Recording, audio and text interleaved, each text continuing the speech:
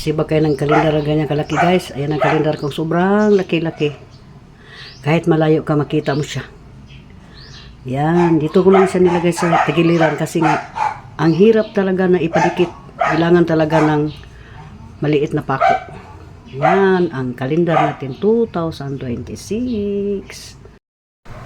Hello guys.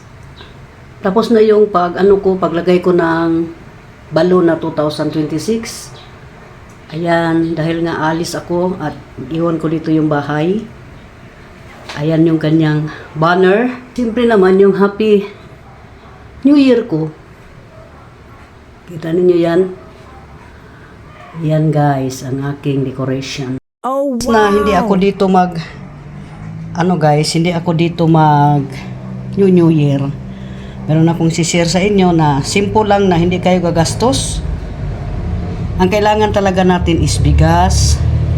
Nilagyan ko rin siya ng coins sa isang mangkok at saka yung candy. Walang prutas yan guys. Ayan. At saka nilagyan ko ito ng tanim dito. Ayan, yung aking agloniman na red. At bago ako alis, lagyan ko ito ng isang basong tubig.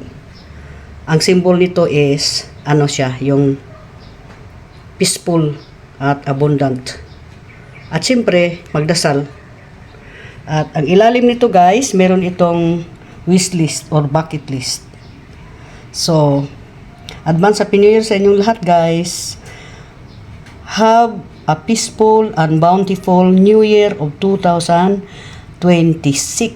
from Kamimay 23.